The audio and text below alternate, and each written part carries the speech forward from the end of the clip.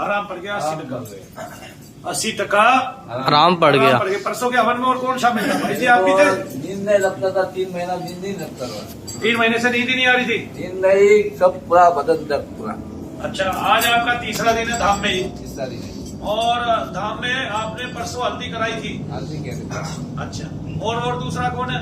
और अगला नेक्स्ट कौन है जो 3 दिन से आ रहा है? 3 दिन के लाभ बताएं आप। हाँ जी, हानि तो कोई नहीं हुई ना? क्या आराम है? बेचैनी में आराम है। बेचैनी में आराम है। और किस चीज में आराम है आपको? चीजें बना था। बीमार कौन है पहले तो? अच्छा, नेपाल से आए हो आप? हाँ। अच्छा, आज तीसरा दिन है आपका? दूसरा है? तीसरा है। परसों आपने हल्दी और वो कराया था सामग्री? हाँ जी, कराया। ठीक है, खैर मैं आज आपको चेक कराता हूँ और चेक करा के बताता हूँ क्या क्या। ठीक है, और बताओ कौन था जो 3 दिन आया लगा था? और आया कोई जिसकी हल्दी हुई थी? आप परसों आए थे ना, हल्दी हुई थी आपकी? हल्दी नहीं करवाई? कल आया। वैसे तो आप रोज आते हो, और फिर कल वो आए नहीं, दूसरे पैर में आ गया? नहीं, खाली इसी में दर्द है। खाली एक पैर में दर्द है? तो दर्द वैसा भी तो हो सकता है, आपको झटका लगा है? नहीं, ऐसे दर्द हो रहा है। कैसे दर्द हो रहा है? जैसे पैर होते हैं। खड़े होके आइए मेरे पास। बोलो शनिदेव महाराज की जय। कहाँ से कहाँ तक दर्द हो रहा है? चलो मैं छू के देखता हूँ। बोलो जय शनिदेव। जय शनिदेव। जय शनिदेव। जय शनिदेव। आंखों में देखो शनिदेव महाराज की। तो शनिदेव महाराज के वो दूत जो दर्द के सभी अंशों को निकाल के बाहर करते हैं, और जो दर्द करता है प्रेत पितृ मलिन देवी देवता, उसके दर्दों को निकाल कर अग्निमुख में डाल दीजिए। यहाँ से वहां तक जाओ, जय शनिदेव का जयकारा लगाओ, जय शनिदेव करते हुए जाओ, जय शनिदेव करते हुए आओ। चलो, और फिर मेरे को बताओ दर्द घटा है कि नहीं? दर्द को देखो कितना दर्द है, अपने आप को महसूस करो। और कौन है जो 2-3 बार आए हैं? तीसरी बार। क्या आपको आराम पड़ना स्टार्ट हो गया? पहले से थोड़ा ठीक है। पहले से आराम है, अभी आप तीसरी बार आए। और कौन है जिसको आराम पड़ना तो शुरू हो गया होगा? सबको हाथ उठाना जिनको आराम पड़ना शुरू हो गया। देखो, तो आराम पड़ना तो बहुत तो शुरू हो गया। ठीक है ना? तो आने से पहला बाया पाया मेरा पूरा दर्द कर रहा था। बताओ उसको। बाया पाया पूरा दर्द कर रहा था। अभी क्यों? अभी वो दाया पाया पूरा रुक गया। अच्छा, बाया पैर पहले बहुत दर्द कर रहा था, अब रुक गया है, दर्द नहीं हो रहा। इधर आने से पहले चालू हो गया था दर्द। अच्छा, ठीक है। कहाँ पे दर्द है? ओके। जय शनिदेव। जय शनिदेव महाराज की जय। उधर देखो। बोलो हे शनिदेव महाराज के दूतों, हे शनिदेव महाराज के मेरे दर्द को खींचकर अग्निमुख में डाल दो, आपकी सदा ही जाओ। यहाँ से वहां तक चलो, जय शनिदेव का जाप करते हो। आप बैठ जाओगे? आप वही बैठ जाओ। अच्छा, ये नम होता है, फिर BSc MSc होती है। तो BSc MSc तो साधारण वो है, पढ़ाई है। BSc नर्सिंग सपना साकार। कहाँ दर्द है? कमर में मतलब एक जगह। अभी शनिदेव महाराज को देखो। बोलो हे शनिदेव महाराज, मेरे दर्द को खींचकर अग्नि कुंड में डाल दो। हे शनिधाम के दूतों, मुझ पर कृपा करो, मेरी रक्षा करो। अब चल के आओ। हाँ, दर्द कहाँ है? कितना रह रहा है? बैठते टाइम होता है दर्द। कम हुआ है? हल्का हुआ है? हल्का हो गया? बैठते टाइम। देखो, अगर नाड़ी के कारण होगा ना, नाड़ी के दबाव के कारण होगा, फिर भी एक राउंड मारो जय शनिदेव का जाप करते हुए, तो वो रुकेगा, बाकी सब ठीक हो जाएगा। बैठो तो हो जाता है। तो वो दर्द अलग है, ये दर्द अलग है। बैठ जाओ। वो दर्द अलग है, ये दर्द अलग है। तो कुछ दर्द आपको ऐसे होते हैं, लेकिन मैं बता दूं आपको कि दर्द पे दर्द हो जाता है। ठीक है ना? दर्द पे दर्द कैसे होता है कि एक जगह दर्द था आपके, और उस दर्द पे ही कौन बैठ गया आके?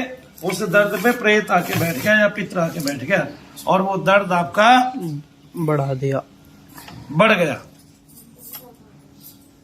ऐसे क्या बता रहे हो? घुटने में और कमर में दर्द होता है ना? कोई बात नहीं। तो बेटा कौन सी बार आई है? अभी जाएगा आपका धीरे धीरे, आप घबराओ नहीं। जो हमारा होगा वो निकल जाएगा शरीर से। बहरहाल जो आपके पास आए हैं उनसे ये पूछना कि क्या आपकी चीजों में घटत आ रही है, उनसे ये पूछना कि आपको कितना आराम है, और एक एक आदमी से मिलना ये बहुत बड़ी बात है। ठीक है, भीड़ बहुत आती है, हमारे पास काम भी बहुत है। कुछ लोग ऐसे होते हैं जो अशांति में जीते हैं हमेशा, वो आते हैं और सही जगह आके फिर चले जाते हैं। आपको मैंने कल भी बताया था, कल हर्ष भैया ने 2 लेडीज को मिलवाया था आपसे जिनको 16 साल पुरानी प्रॉब्लम थी। वे 3 बहनें हैं, तीनों बहनें बहुत ताकतवर तरीके से खेलती थी, दुरानी जिठानी और 2 बहनें बहुत ताकतवर तरीके से खेलती थी, लेकिन वो खेलना भी बंद हो गया और वो सदा के लिए ठीक भी हो गई। टाइम लगा, तो किसी को टाइम देना पड़ता है जिनकी बहुत पुरानी समस्या होती है। समस्या का विधान है, समस्या बहुत लंबे समय से आपके शरीर के अंदर रुक सकती है, ठीक है ना। और समस्या रुकने का कारण हम ही है, कभी हम अपने आप को जांचते ही नहीं है ना। हमेशा अपने बच्चों को सिखाएं, आंखें बंद करके हमेशा भगवान का जप करें। अगर आपका शरीर थोड़ा सा भी भारी होता है तो समझ लें आपके अंदर किसी ना किसी रोग ने जन्म ले लिया है, कोई ना कोई चीज आपके अंदर घुस गई है और अब आप पे वो दबाव बना देगी, आपको कष्ट में जीवन प्रदान कर देगी, ऐसे ही ना। लेकिन आपके कष्ट बढ़े, हम क्यों चाहे आपके कष्ट घटे, हम यही चाहना रखते हैं और यही चाहना रख के शनिधाम आपकी सेवा करता है। तो अभी हमने बताया कि जब भी हमने उसका हवन किया, यज्ञ किया, किसका, तांत्रिक का, तभी उन लोगों को सबको ही लाभ मिले, किसी एक आध को छोड़। एक आध को छोड़ के यूं कि हम मर्दन तो किया, लेकिन जैसे तांत्रिक ने क्रिया पे क्रिया चढ़ाई, अभी हमारी क्रिया पे क्रिया नहीं चढ़ी है, क्योंकि अभी हम नजदीक से जल्दी से ये काम करने लगे हैं। लेकिन जैसे ही हम, आप मेरे पास 8-10 बार, एक आदमी आप पे रोज क्रिया कर रहा है और आप 8-10 बार आके उस तांत्रिक पे चढ़ गए मेरे साथ, तो उस तांत्रिक का जीना आराम हो जाएगा, मैं बता रहा हूं। वो जिंदगी भर नहीं उबर पाएगा। जैसे हमने दूसरे की सिद्धि उसके हाथ से छीन के मंगाई है, ऐसे उसकी सिद्धि उसके हाथ से छीन के मंगा लेगा। ये शनि धाम है, छोटी चीज नहीं है, इसकी छोटी महिमा है ही नहीं, ना शनिदेव की छोटी महिमा है। लोग कह देते हैं शनिदेव महाराज को उसने इसके नीचे दाब के रखा, इसके नीचे दाब के रखा, इसके नीचे दाब के रखा। ये नहीं पता है उनका प्रवृत्ति काल में वंश तक मिट गया उसी की दृष्टि से। आगे ना समझ में, दाब के रखे की तो बात अलग है। और जिस रावण की बात करते हैं, वो रावण तो अपने ईष्ट पर चढ़ गया था, ठीक है। वो रावण अपने भाई पर चढ़ गया, उसने तो कुबेर भी छीन लिया था और उसके अहंकार ने उसका नाश कर दिया। वो आखिरकार वो राक्षसों की गिनती में आया। एक भाई देव आत्मा हुआ, क्योंकि वो भी उसी ऋषि की संतान थी जिसका रावण। रावण के पिता का नाम बताए जरा।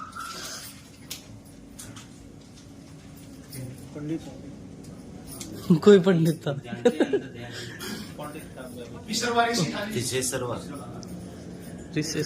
विश्रवा ऋषि। देखा, तो रावण के जो पिता थे वो महात्मा थे, और महात्मा को एक स्त्री ने, जो राक्षसी थी, सुंदर रूप रख के मोहित कर लिया और उससे शादी कर ली।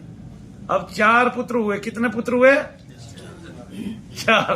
अब हमारे कौन कौन से हुए बताओ? रावण, कुंभकर्ण, मेघनाथ, हाँ, विभीषण, चौथा मेघनाथ तो रावण का पुत्र था। अरे तो एक ही रावण भी तो था जो पाताल लोक में रहता था, है ना। और बेटी भी हुई, कन्या भी हुई ना। कन्या का तो एक शूरपणखा का तो सभी को पता है। हो सकता है एक आध और भी होगा, हमने क्या ससुरे का वंश गिनना है? रावण जैसे को हम नहीं गिनते, हम तो विभीषण को गिनेंगे, जो भगवान का भक्त था और जो इतनी बड़ी सोने की लंका में भी और रावण जैसे पापी नीच के राज में रहता हुआ भी हमेशा राम राम किया करता था। तो आप लोगों को लाभ मिले, इसलिए मैं जो है जी जान से लगा हुआ हूं, और कोई कारण नहीं है मेरा कि सवेरे से लेकर शाम तक और इतना हवन करूं। और ये हवन मैं बढ़ाना चाहता हूं ताकि क्रिया पे क्रिया दब जाए, और उस क्रिया पे क्रिया के दबने का ये अंतर हो कि आपका शत्रु ही नाश के गाल में, काल के गाल में चला जाए, है ना। ऐसा मर्दन दुनिया में कोई नहीं करता, कोई अपने शीश पे ऐसी चीजें नहीं लेता है, और जो करता है उसको तांत्रिक ही बोलते हैं। भक्तों ने कभी नहीं किया, लेकिन भक्तों ने अपने भक्तों को बचाने के लिए, यानी कि भगवान के आदेश से उन्हीं के भक्तों को बचाने के लिए मैंने ये बीड़ा उठाया है।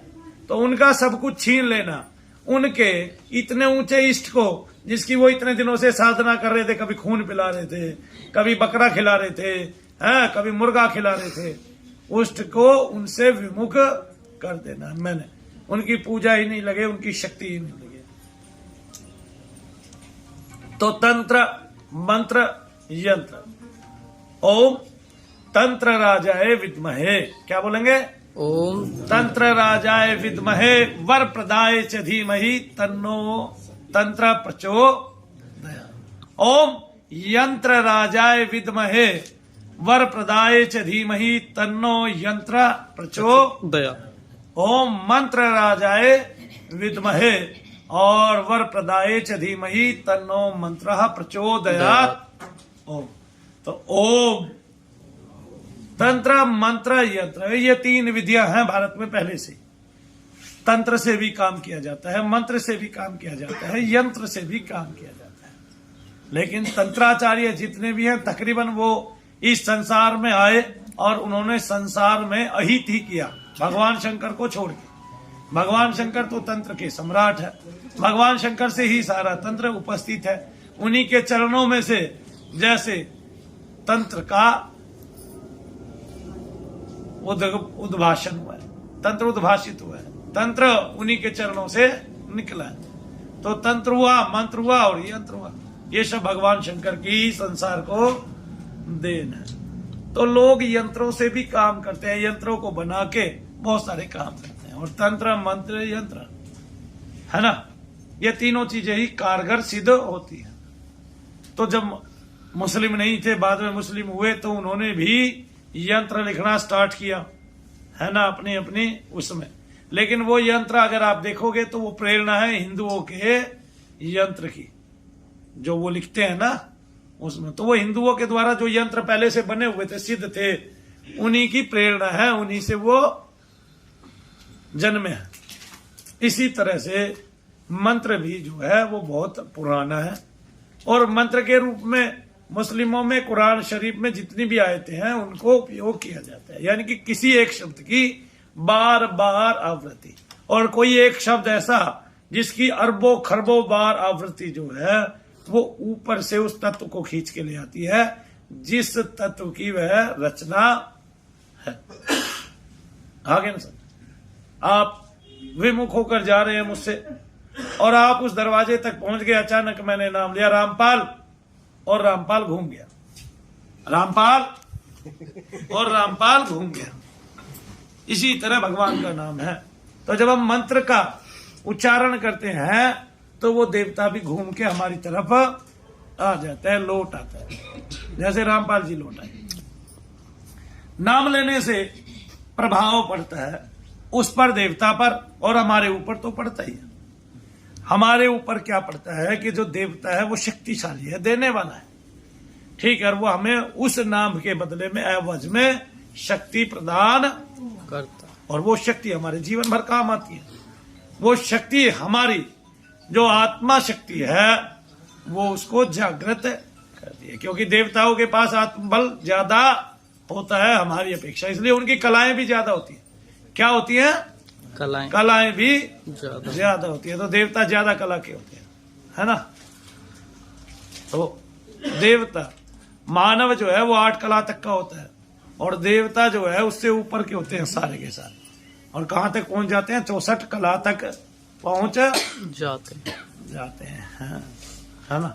कलाओं के मायने रखें तो भगवान कृष्ण की कलाएं ज्यादा थी, है ना। और ये याद है किसी को? नख पर क्या रखा हुआ था? गोवर्धन पर्वत। गोवर्धन पर्वत। और किसी को अहंकार हो कि मेरा देवता बड़ा, तो गोवर्धन पर्वत के पत्थर को उठा ले जाके, ठीक है ना। तो भगवान कृष्ण इतनी कलाओं के होते हुए भगवान का विश्व रूप थे, है ना। और वो हमें उसके बारे में गीता में ज्ञान भी देते हैं। भगवान के चरणों से गंगा निकली, नासिका से वेद निकले जो जानने में कठिन है, लेकिन मुख से गीता निकली है भगवान के। और वो एक एक शब्द जो भगवान के मुख से निसरत है, अगर हम उसको बारंबार कोटि कोटि पढ़ेंगे और करोड़ों अरबों बार अपने जीवन में पढ़ डालेंगे तो एक एक श्लोक आपका कल्याण करने वाला हो जाएगा। और जितनी भी सिद्धियां हैं उनको प्रदान करने वाला हो जाएगा। एक महात्मा ने एक बार गीता खोली, वो पहला श्लोक पढ़ रहे थे और पहला श्लोक का पहला ही शब्द पढ़ा था कि 3 घंटे बाद उन्होंने दूसरा शब्द उठाया। इतने सुनने वाले सारे श्रोता भाग गए। आगे समझ में सब सोचे कि सबने सोचा कि महाराज जी जो है गीता पढ़ने वाले हैं और महाराज जी गीता में पारंगत है। महाराज जी विश्वविख्यात थे, महाराज जी का नाम था और महाराज जी गीता बांटने जा रहे थे। महाराज जी ने पहला श्लोक पढ़ा और पहला श्लोक पढ़ने के बाद महाराज जी मौन हो गए और 3 घंटे बाद महाराज जी ने जो है उसका हिंदी का अर्थ करना स्टार्ट किया। तब देखा महाराज जी ने जो एकदम से भीड़ आई थी 500-700 आदमी, वो गायब हो गए। 3 घंटे तक कौन बैठे? महाराज जी से पूछा गया कि महाराज जी इतनी देर में आपके जागृत होने का कारण क्या है? महाराज जी ने कहा मैं एक श्लोक का अर्थ ही नहीं समझ पा रहा था, मैं बार बार उसका अर्थ करता था, वो और गहनता में चला जाता था, मैं फिर उसका अर्थ करता था, वो और गहनता में चला जाता था।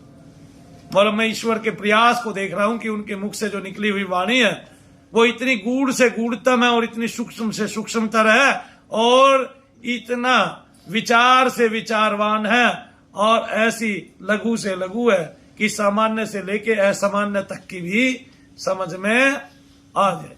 मतलब जिसको हिंदी भी ठीक से नहीं आती हो वो भी अगर हम ठीक से बताएं उसको तो उसको समझ में आ जाएगा। गीता के श्लोकों में भगवान ने ऐसी व्याख्या की है। गीता दर्पण राम सुखदास जी महाराज ने लिखा है। तो अपने जीवन में प्रत्येक मानव को वो किसी भी कुल धर्म का हो एक बार गीता को पढ़ना चाहिए। यूं कहें तो सबको सब धर्मों का एक बार मूल ग्रंथ तो पढ़ना ही पढ़ना चाहिए, जिससे उसको जो है मैं तुलनात्मक दृष्टि से नहीं कह रहा, जिससे उसको जो है सार का पता चले कि प्रत्येक धर्म में क्या क्या सार है। तुलनात्मक नहीं करना है, आपका तुलना करने का कोई कार्य नहीं है। क्यों कार्य नहीं है? क्योंकि वेदों में उसके लिए नेति नेति लिखा हुआ है। फिर जो जिसने लिखा है वो भी कम है, जो जिसने लिखा है वो भी कम है। तो भगवान ने जो अपने लिए लिखा है वो भी कम है। गीता में आता है ना समझ में? क्योंकि अर्जुन विस्तार नहीं देख पा रहा था भगवान के शरीर के अंदर। उन ग्रहों को नक्षत्रों को देख तो पा रहा था दूर से, लेकिन उनका विस्तार नहीं देख पा रहा था। जैसे साइंस को पता तो चल गया है कि 9 ग्रह है, कि 9 ग्रहों का विस्तार कितना है ये नहीं समझ में आया। व्यास है ना, उनकी भूमि तक बता दी गई हमारे ग्रंथों में, लेकिन आज तक मिट्टी के रंग तक को बता दिया गया। मंगल ग्रह पे जाते हैं ना, लाल मिट्टी दिखाई देती है ना, ठीक है ना, तो मेंढे पे सवार होकर है ना, भगवान का लाल रंग है मंगल देवता का। रक्त वर्ण बताया है ना, वो पहले से ही लिखा हुआ है भाई, है ना, और लाल ही पुष्प चढ़ता है ऐसे ही ना, और मूंगा भी लाल होता है। तो इसलिए उनकी समझ में ये नहीं आ रहा कि आखिरकार इसका रहस्य क्या है। प्रत्येक ग्रह जो है वो स्थूल भी है सूक्ष्म भी है। प्रत्येक व्यक्ति का शरीर सूक्ष्म भी है स्थूल भी है, और जितने भी तत्व संसार में है वो स्थूल भी है और सूक्ष्म भी है। अब यहां से लगाइए कि भगवान राम समुद्र के किनारे बैठे हुए हैं और उनकी प्रार्थना कर रहे हैं कि समुद्र देवता आप अपने अंतर से मार्ग दो, और ओम समुद्राय नमः ओम बोल रहे हैं, है ना। तो समुद्र देवता नहीं आ रहे हैं। अचानक लक्ष्मण जी को क्रोध आ जाता है, अभी सुखा देता हूं, ये कहते ही एक रूप आता है अंदर से निकल के और लक्ष्मण जी के आके चरणों में पड़ जाता है, बोला त्राहिमाम त्राहिमाम त्राहिमाम, क्योंकि उसको पता चल जाता है कि इधर लक्ष्मण जी का बाण निकला और इधर पूरा समुद्र सूख जाएगा, सूख जाएगा। तो समुद्र देवता एक रूप रख के आता है। इधर शांतनु जो है वो जाते हैं और देखते हैं, गंगा के किनारे खड़े होते हैं और उसमें से एक रूप सी एक बहुत सुंदर युवती निकल के आती है। वो गंगा माता, वो गंगा माता थी और गंगा माता से उनका विवाह होता है, गंधर्व विवाह होता है और उससे संतान उत्पन्न होती है। वो 7 वसुओं को तो बहा देती है, जब 8वें का नंबर आता है तो उसको रोक लिया जाता है, लेकिन गंगा माता क्षीण हो जाती हैं, चली जाती हैं, वापिस अपने जल में ही समा जाती है। तो स्थूल भी थी और सूक्ष्म भी है ना। तो स्थूल में जल भी है और सूक्ष्म में उनका स्वरूप भी है। तब वो आती हैं, शांतनु से विवाह करती हैं और भीष्म पितामह की उत्पत्ति होती है। और विवाह की शर्त क्या थी कि जहां आपने मेरा हाथ पकड़ लिया, रोक दिया, टोक दिया मुझे मेरे किसी कार्य के लिए, वहां से मैं आपसे सदा के लिए दूर हो जाऊं। कुछ बताने में त्रुटि रह जाए तो माफ कर देना, मैं भी मानव ही तो हूं, क्या पता मैंने उतने गूढ़ता से नहीं पढ़ा हो ये विषय, लेकिन फिर भी आपको बता रहा हूं कि स्थूल भी है और सूक्ष्म भी। तो समुद्र का भी रूप देखा, गंगा का भी रूप देखा, और जब भगवान कृष्ण की प्रेयसी जमुना का भी आपने रूप देखा, ठीक है ना। समुद्र का आपने रूप देखा, भगवान राम उनकी उपासना करते हैं रामायण में या तो रामायण ही झूठी है, वरना तो फिर समुद्र देवता भी रूप रखे आते हैं। तो जिसका स्थूल है उसका सूक्ष्म भी है। इसी तरह जब पत्थर की मूर्ति बनाते हैं तो वो स्थूल होती है, लेकिन उसका एक सूक्ष्म भी होता है जो उसके शरीर में आके समा जाता है जब हम उसकी प्राण प्रतिष्ठा करते हैं, है ना। इसका इतिहास मनु भैया ने जाना, मनु भैया ने देखा। 2004 की बात है, अप्रैल का माह था, और जब मैं साधना कर रहा था तो 15 रुपए की मैं एक फोटो लेके आया था जो मेरे पिता ने मुझे दिलाई थी कोकिलावन से। और जब मैं उसको पूछ रहा था, पूछते पूछते 20-21वें दिन उसकी आंखों से 2 रश्मियां निकली और मेरे मस्तिष्क में समा गई। उसके बाद कवित्व शक्ति खुली और बहुत सारी स्तुतियां लिखी गई। तो वो स्थूल भी थी और सूक्ष्म भी थी, तो प्रत्येक का स्थूल भी है, प्रत्येक का सूक्ष्म भी है ना। और ये बात किसने करके दिखाई? ये बात आगे चल के एक महात्मा ने, जिनको गंध बाबा बोला जाता था, विशुद्धानंद जी महाराज बोला जाता था, उन्होंने भी ये बात करके दिखा दी। अगर स्थूल ही स्थूल होता तो फिर आत्मा इस शरीर में नहीं होता, फिर सूक्ष्म की कोई व्याख्या नहीं होती। और वो सूक्ष्म है चूंकि वो उसका अंश है, इसलिए द्वैत और अद्वैत दोनों में माना जाता है। तो जो द्वैतवादी हैं, अद्वैतवादी हैं, वो दोनों ही भगवान को तो मानते हैं मूल रूप से। तो हमें ईश्वर को जरूर जानना चाहिए, मानना चाहिए। सभी ग्रंथों को प्रमाणिक जो हैं उनको पढ़ना चाहिए और उनके सूक्ष्म अर्थों को समझना चाहिए। हमें भेद की दृष्टि से उनको कभी नहीं पढ़ना चाहिए, हमें ईश्वर प्राप्ति की दृष्टि से उनको पढ़ना चाहिए। जो अल्लाह माने वो भी हिंदू धर्म के ग्रंथों को पढ़े और यही समझे कि उसमें अल्लाह की ही व्याख्या हुई है। जो हिंदू माने और वो कुरान शरीफ को पढ़े तो ये समझे कि उसमें उसके भगवान की ही व्याख्या हुई है, उसी के गुणों को चरितार्थ किया गया है। अच्छा तो सार ग्रहण कर ही ले कम से कम। वैसे तो धर्म ग्रंथों में बुरा कुछ नहीं होता है, लेकिन काल और देश के अनुकूल कुछ धर्म ग्रंथ लिखे गए हैं जिसमें वह समय दर्शाया गया होता है और वो काल दर्शाया गया होता है। और काल में यानी कि समय के रहते हमेशा न्याय करने में, शासन करने में त्रुटियां होती है। तो फिर हमने क्या करना है? हमने केवल भगवान को मानना है। मानने से ही भगवान की प्राप्ति होती है, चाह के भी हम भगवान को नहीं जान सकते। तो रे मानव, तुझे अपना आधा अंग क्या, आधे से ज्यादा शरीर तुझे अपना दिखाई नहीं देता है। आप तो अपने झुके हृदय को भी नहीं देख पाते हो ठीक से, ठीक है। फिर आपको अभिमान तो आना ही नहीं चाहिए, और यहां से ऊपर का आपको कुछ नहीं दिखाई देता है, और ना पीछे खबर का चाह के आप थोड़ा बहुत हिस्सा देख पाते हो। वहां किसी गर्दन पूरी घूम जाए तो वो पीछे का भी उतना हिस्सा देख पाएगा जितना आगे का देखता है। अब गर्दन किसकी घूमेगी पीछे? देखो किसी की घूमती हो तो बता दो भाई। योगी जो योगी होगा। क्यों? योगी की गर्दन में कुछ अलग तार लगे हुए? नहीं, वो करते हैं ना आसन वगैरह, तो थोड़ी ज्यादा घूम लेगी बस, इससे ज्यादा क्या पूरी की पूरी घूम के थोड़ी ना उतर जाएगी। क्यों जी? या किसी की मैं स्प्रिंग है, यूं 2 चक्कर मार दिया और यूं 2 चक्कर फिर अपने आप लग गए।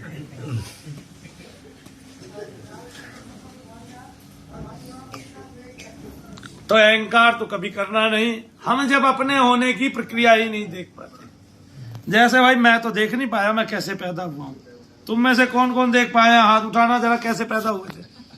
हाथ उठाओ जिसने भी अपने आप को पैदा होते हुए देखा है। कौन है जी? कोई बोलो, एक भी आदमी ने अपने आप को पैदा होते हुए नहीं देखा है? नहीं देखा ना? हाँ, अब जब पैदा होते हुए नहीं देखा तो मैं तुम्हें बता रहा हूं, तुम सारी जो है हनुमान जी की संतान हो। किसकी संतान हो? तुम्हें तो पता ही नहीं है तुम्हारे माँ बाप कौन है, तो तुम्हारे बाप हनुमान जी है। ठीक है सबके, अब हनुमान जी की शरण ग्रहण करते हैं। बोलो बजरंगबली महाराज की जय। वैसे मैं तुम बताऊं तुम्हें, तुम्हारे सबके घरों के पास, ठीक है, हर तीसरा घर एक मोटी सी काली सी महिला रहती है। तुम सारे उसी की संतान हो। अपने से हर एक आदमी तीसरा घर देखे और उसमें एक काली सी मोटी सी महिला रहती है। तुम सारे उसी की संतान हो। ठीक है, तुम जिस माँ को माँ समझ रहे हो वो माँ तुम्हारी नहीं है। तुम्हारी माँ तो तीसरे घर में रहती है ऐसे, और तीसरे वाले की तुम्हारे घर में रहती है। आगे तो तुम किसकी संतान हो, कैसे उत्पन्न हुए हो? तुमने अपने आप को उत्पन्न होते हुए नहीं थे। पैदा हुए भूख लगी, और भूख वश जो है, भूख के स्वभाव वश, है ना, अग्नि जली पेट के अंदर, जठराग्नि है आपके पेट के अंदर। तो अग्नि देवता सब कुछ भस्म कर रहे हैं, वही सबको जला रहे हैं, वही सबको पका रहे हैं। तो उसको भी भगवान माना गया। किसको? अग्नि को। किसको भगवान माना गया? अग्नि। और सूर्य अगर अग्नि ना देता हो तो इस संसार में पेशाब की इतनी बदबू हो जाएगी ना। ठीक है ना, पेशाब हर कोई जीव जंतु करता है ना, और सबके में बदबू ही आती है ना।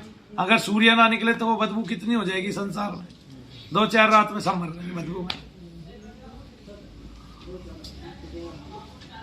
यही बात, तो इसलिए अग्नि का होना भी जरूरी है। अग्नि का एक नियम है, तो जो यज्ञ की अग्नि है वो संसार की मलिनता को भस्म करती है। इसलिए यज्ञ करना चाहिए ही चाहिए। तो आओ यज्ञ करते हैं और उन कष्टों से त्राण पाते हैं, जो कष्ट हमें मुफ्त में नहीं मिले, जो कष्ट हमें पैसों में मिले। किसी ने पैसा खर्चा है और हमें वो मिले हमारे लिए। किसी ने अपनी शत्रुता निभाई है और हम उस शत्रु का स्वागत करें, क्योंकि हमें भी अपनी शत्रुता निभानी है। तो समय आ गया है कि हे अर्जुन, तीर उठा और मार। देख, तू जिसको अपना दादा समझ रहा है, तू उसका कितनी बार दादा बन चुका है ये मैं जानता हूं, तू नहीं जानता। तुझे अपना यही जन्म ठीक से याद नहीं है। और बात भी यही है, हम तीसरे दिन क्या पहनते हैं, क्या खाते हैं, भूल जाते हैं। चौथे दिन की याद हो जाती है किसी को ज्यादा, तो 5वें दिन की भूल जाते हैं। तो हमारी याददाश्त इतनी नहीं है। कई बार तो हम सवेरे का खाया भूल जाते कि सवेरे क्या खाया था। और सोचने की तो बात ही अलग है। मन में जितने विचार आते हैं उतने भूलते हैं। 80% सपनों को भूल जाते हैं। पूरी रात से स्वप्न देख रहे थे, लेकिन याद रही आखिरी की एक बात याद रही। ऐसे ही ना, इस तरह से। तो पहले तो लोगों को दिखाइए कितने लोग आए हैं। मैं भरपूर स्वागत करता हूँ। शनिधाम आप सबका स्वागत करता है और चाहता है कि आप सब लोग यहाँ आए, आपकी आशा पूरी हो, आपकी मंशा पूरी हो, और शनिदेव महाराज आप सबका कल्याण करें। एक बार जय शनिदेव बोले सारे। जय शनिदेव। बोलो सच्चे दरबार की, शनिदेव महाराज की। और शनिदेव महाराज के बारे में विस्तार से हमने उनकी पुस्तक में बताया है। बहुत सारी स्तुतियां हैं, वो पुस्तक जरूर ले जाएं, उसका प्रचार प्रसार जरूर करें। शनिधाम जो है उस पुस्तक के प्रचार प्रसार के लिए सदा ही लालायित रहता है, और शनिधाम चाहता है कि आपको उस पुस्तक का प्रचार करना ही करना चाहिए। उसमें और भी देवी देवताओं की स्तुतियां लिखी है। हम किसी को किसी के भी धर्म मार्ग से नहीं हटाते हैं। सबके धर्म मार्ग पे क्या क्या है, सब अच्छा ही है। आप अपने आप को बदलिए। आप अपने आप को नहीं बदल पाएंगे तो आपका कोई भी धर्म फीका आपके लिए पड़ ही जाएगा। ठीक है, विश्वास कीजिए, आपके सभी देवी देवता जो है वो बहुत ऊंचा उठाने वाले आपको हैं। नचिकेता भगवान जो है, यमराज जो है वो भगवान के रूप में जाने जाते हैं, क्योंकि वो मृत्यु के देवता हैं और नचिकेता को आत्मज्ञान प्रदान करते हैं। तो जब यमराज नचिकेता को आत्मज्ञान प्रदान करते हैं तो पूरे पृथ्वी लोक में जो हिंदुओं के 33 कोटि देवी देवता है वो आपके यानी कि पृथ्वी लोक के सभी काम करने में सक्षम है। तो शरण ना छोड़ें। जो जिसकी शरण में चला गया और जिसकी शरण में उत्पन्न हुआ है वो वहीं रहे। धर्म बदलने से, देवता बदलने से कल्याण नहीं होता है। अपने इष्ट का ज्यादातर जाप करें। हाँ, किसी भी इष्ट के चरणों में शीश झुकाएं, क्योंकि जो एक देवता का प्यारा होता है वो सभी देवताओं का प्यारा होता है। ये हिंदू मुस्लिम यही होती है, ऊपर ये हिंदू मुस्लिम नहीं होता है। आगे समझ में।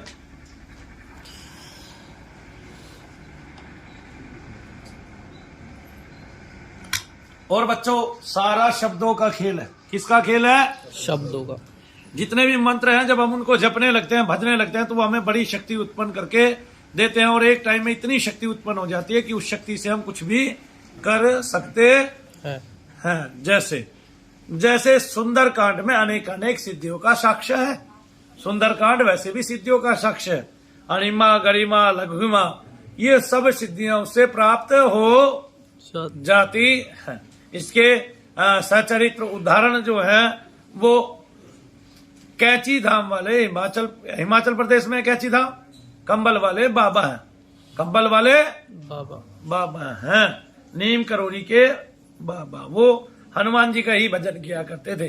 कीचड़ वाले एक तालाब में जाके खड़े हो जाते थे। सवेरे से लेकर शाम तक बहुत लंबे काल तक उन्होंने हनुमान चालीसा का पाठ किया था, जिससे उन्हें सूक्ष्म से सूक्ष्म होने की सिद्धि मिली। और उस सिद्धि के जरिए उन्होंने पूरे लोकांतर को चौंका दिया।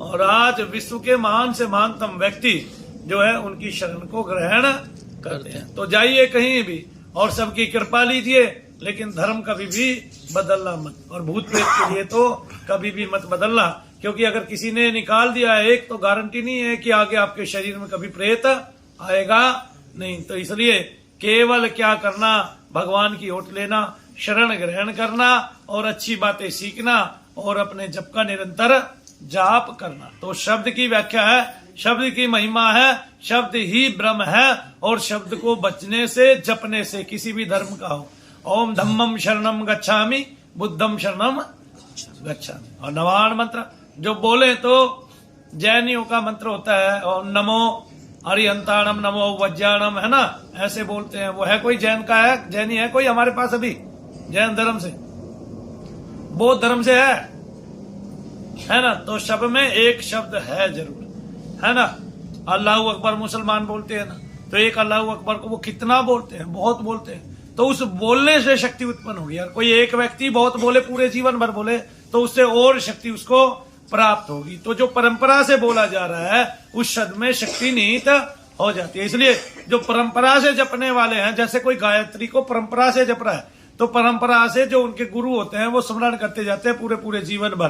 तो जो नीचे वाली संतान है वो और तेजस्वी होके उत्पन्न होती है, जन्म लेती है और तेजस्वी होके। तो जैसे जिस शब्द को मैंने बजा, मेरी संतानें उसी शब्द को बजेंगी, तो जितनी शक्ति मुझे मिली है उसकी डबल उनको मिलनी स्टार्ट हो जाएगी। और तीसरी पीढ़ी में जाके और भी, यानी कि अभी तक भारत का आध्यात्मिक जो विकास है वो इतने ऊंचे शिखर पे होना चाहिए था, कुछ हद नहीं, जबकि उसका पतन हुआ है, वो गिरा है। इसका मतलब कहीं कमी रही है। कमी क्या है कि उन शब्दों की उस हिसाब से व्याख्या ही नहीं हुई, उस लेवल से महात्माओं ने इतना प्रयास ही नहीं किया। ठीक है, कभी गौ को बचाते रह गए, कभी किसी और को बचाते रह गए, कभी धर्म को बचाते रहते गए। धर्म अपने आप बच जाता भाई, आप आध्यात्मिकता बचाते रहो, है ना। आध्यात्मिकता के बचाने से गोएं अपने आप बच जाती। आप आध्यात्मिक बनो, आप गौ को क्या किसी जीव को हाथ ही नहीं लगा पाओगे, गौ माता की तो बात ही अलग है। और आप आध्यात्मिक बनोगे तो आपको धर्म बचाने की जरूरत नहीं है। जिस धर्म में, प्रत्येक धर्म में शक्ति निहित है। ये पीर जो है ये इसी का प्रमाण है। बहुत सारे पीरों ने, जैसे साबिर पिया थे, बड़े चमत्कारिक थे और विलक्षण थे, बचपन से ही विलक्षण थे, बड़े तपस्वी थे। ठीक है ना। तो ऐसे बहुत सारे पीर हुए हैं। और एक पीर की तो बहुत सारी स्तुतियां गुरु ग्रंथ साहिब में भी आती है, और वो ये है बाबा फरीद। तो इन्होंने सेवाएं की हैं, उस शब्द को भजा है, उसको माना है। और जब वो शब्द उतनी उत्तमता से भजा गया, उस शब्द से शक्ति उत्पन्न हुई। तो आज कलयुग के इस दौर में इतनी शक्ति उत्पन्न होनी चाहिए थी, कुछ हद नहीं, लेकिन हमारी परंपराएं टूट गई हैं।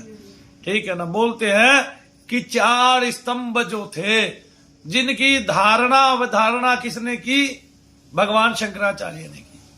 ठीक है। मुझे तो लगता नहीं वो आज धूमिल है।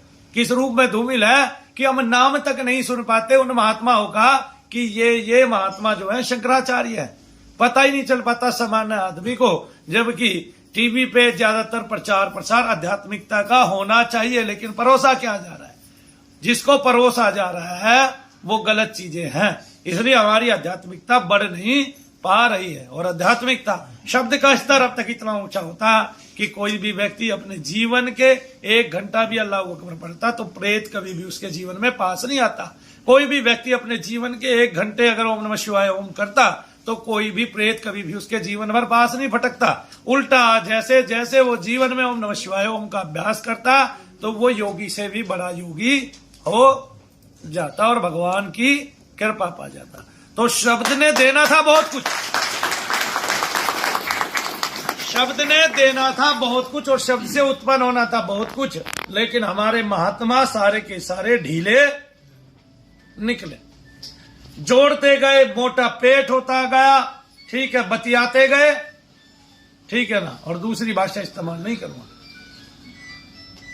उससे लाभ क्या हुआ? नाम की महिमा सार्थक ही नहीं हो पाई, ना तो खुद करके दिखा पाए ना अगले ने आके की, ठीक है ना। मैं मानता हूं ऐसे समय में भगवान के किसी अवतार की आवश्यकता होती है ना। गरीबों करो पुकार, निर्विकार वो अधमो द्वारक ले ले जो अवतार। अधर ये कब तक मौन रहेंगे? अब ये मौन नहीं रहने चाहिए। अधर शब्दों को तारतम्य दीजिए, अपने शब्दों को भाषा दीजिए, भगवान को अंतर मन से पुकारिए और भगवान के नाम का उच्चारण कीजिए, ठीक है, बारंबार उच्चारण कीजिए। अपने एक एक जीवन में करोड़ों करोड़ों बार उच्चारिए भगवान के नाम को, जिससे आपकी संतानों में विलक्षणता उत्पन्न हो जाए। मैंने बताया उसी तरह की आत्माएं संसार में आएंगी, वैसे ही भगवान के नव नव अंश जो है प्रगतिशील होकर संसार में आएंगे और इस संसार को उठा ले जाएंगे। इस कलयुग की महिमा को भी महान बना देंगे। तो कलयुग पापियों का उद्धार करने वाला होता है। कलयुग एक ऐसा युग होता है जहां सभी के पाप क्षमा किए जाते हैं। कलयुग एक ऐसा युग होता है जहां पर सब आत्माओं का उद्धार होता है और फिर वो वास्तविक रूप से सत्य युग में आकर जन्म लेती है। भगवान ने कभी भी इस पृथ्वी को हीन नहीं बनाया। हमेशा इस पृथ्वी पर जितने मानव रहे सबके पेट भरने की क्या थी?